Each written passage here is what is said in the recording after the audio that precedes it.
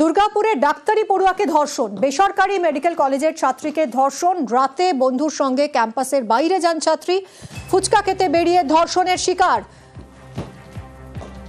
জঙ্গলে নিয়ে গিয়ে ধর্ষণের অভিযোগ। কথা বলবো অর্পণের সঙ্গে, আরো সবিস্তারে জানাবে অর্পণ। অর্পণ, কি অভিযোগ উঠছে, কি জানা যাচ্ছে আর এই ঘটনা সম্পর্কে জানো?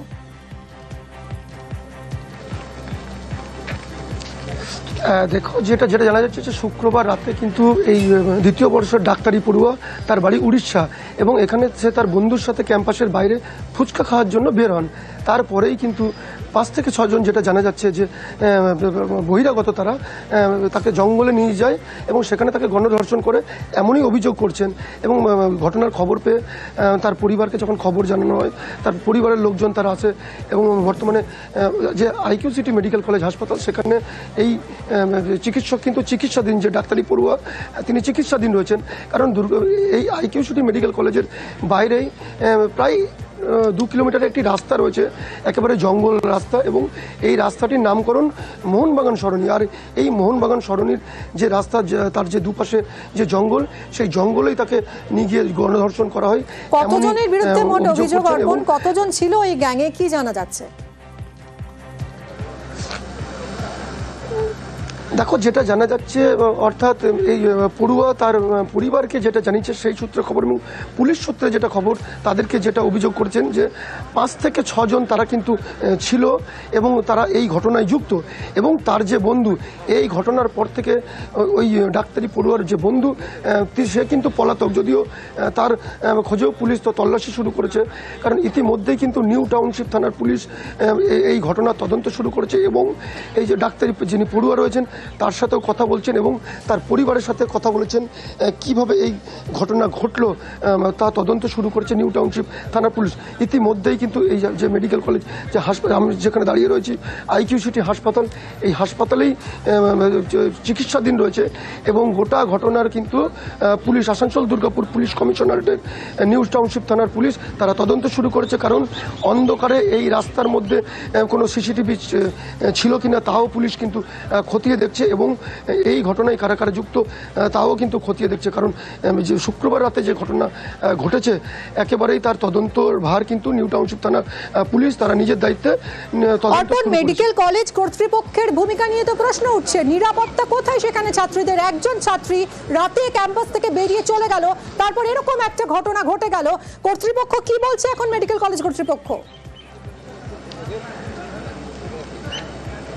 দেখো, একেবারেই মেডিকেল কলেজ কর্তৃপক্ষ, অর্থাৎ আইকিউ সিটি কর্তৃপক্ষ, এখনো পর্যন্ত এই বিষয়ে মুখ খুলতে তারা রাজি নন। কারণ তারা যেটা জানাচ্ছে, যেটা সূত্র মারফত জানতে পারা যাচ্ছে, যে তারা যেটুকু বারবার জানাচ্ছে যে ক্যাম্পাসের বাইরের ঘটনা, অর্থাৎ, এবং যেখানে প্রশ্ন উঠছে যে রাত্রি 9টার পরে কিভাবে ক্যাম্পাস থেকে এখানকার যারা পড়ুয়া রয়েছে এবং যারা আসছেন বিভিন্ন ভিন রাজ্য থেকে, তারা কিভাবে বাইরে বেরোচ্ছে তা নিয়েও কিন্তু প্রশ্ন চিহ্ন দেখা দিয়েছে। কারণ বন্ধুর সাথে ফুচকা খেতে যাওয়া, যেভাবে এই ঘটনা ঘটলো, যাতে আগামী দিনে না ঘটে তাও কিন্তু দেখছেন তারা।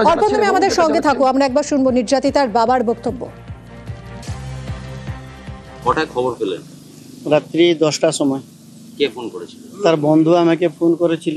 এখানে 9:30 9টার মধ্যে একজন ছেলে, ও বললো গুপচুপ খাবো, চলো দেখি, সেদিকে ভুলে ওকে নিয়ে গেছে। যখন 3 জন লোক এসে গেছে, ও ছাড়িয়ে সেখানে ওকে পালিয়ে এসেছে।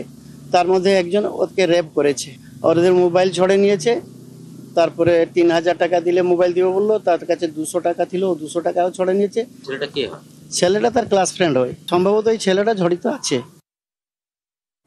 কলেজ কর্তৃপক্ষের বিরুদ্ধে ধামাচাপা দেওয়ারও অভিযোগ উঠছে। নিরাপত্তা তো নেই। আমি যখন আসি কিছু সাপোর্ট আমাকে নেই, যাও ভগবান কৃপায় ওই বন্ধুগুলো আসে আমাকে বিশাল সাপোর্ট করেছে। কিছু রেসপন্স, যে এখানে একটা ঘটনা ঘটেছে, কিছু নেই, কিছু গুরুত্ব নেই। আমি যদি যেতেও ছাড়ছে না, সব দিকে পুরো বন্ধ। চাপা তো চেষ্টা করছে ওরা। বন্ধুগুলো যদি না থাকতো আমাকে তো মেরে দিত। আমারও জীবন প্রতি সিকিউরিটি নেই, যা দেখলাম এখানে সিস্টেম কিছু নেই, নো রেসপন্স। একটা গার্ডিয়ান আসছে, অত বড় করে সংবেদনশীল ঘটনা ঘটেছে, একটু রেসপন্স থাকতো, কিছু না ভাই। অর্পণ, আমরা শুনলাম নির্যাতিতার বাবার বক্তব্য। তিনি একেবারে স্পষ্টই বলছেন যে এই মেডিকেল কলেজ কর্তৃপক্ষের কোনো নিরাপত্তা নেই, কোনো রেসপন্সিবিলিটি নেই। ইভেন এই যে এরকম একটা ঘটনা ঘটেছে সেটাও জানতে পেরেছেন মেয়ের বন্ধুদের কাছ থেকে। তা কলেজ কর্তৃপক্ষ কি এর দায় এড়াতে পারে? তুমি তো এই মুহূর্তে ওই ক্যাম্পাসে রয়েছো, কি দেখছো বলো তো নিরাপত্তার ছবিটা? দেখো, একেবারেই কিন্তু নিরাপত্তার ব্যবস্থা বলতে কিচ্ছু নেই, কারণ এই কলেজ কর্তৃপক্ষ এই ঘটনার দায় এড়িয়ে যেতে চাইছে মূলত। কারণ এখানে যে দেখা যাচ্ছে, তুমি দেখতেই পাচ্ছ যে ছবিতে, যে নিরাপত্তার বিষয়ে কিন্তু বারবার এই আইকিউ সিটি হাসপাতালের বিরুদ্ধে কিন্তু অভিযোগ আসে। কারণ এখানে নিরাপত্তা বলতে কিছুই নেই, কারণ এই অভিযোগও বারবার এসছেন। এবং যেই গোটা ঘটনার কিন্তু নিরাপত্তার যে ব্যবস্থা তা কিন্তু একেবারে এড়িয়ে যেতে চাইছে এই আইকিউ সিটি কর্তৃপক্ষ। তারা এখনো পর্যন্ত নিরাপত্তার বিষয়ে বা এই ঘটনার বিষয়ে তারা কিন্তু এখনো পর্যন্ত মুখ খুলতে রাজি হননি। অর্পণ, নির্যাতিতা ছাত্রী এখন কেমন আছে? তার শারীরিক অবস্থা এখন কেমন, কোথায় আছে সে?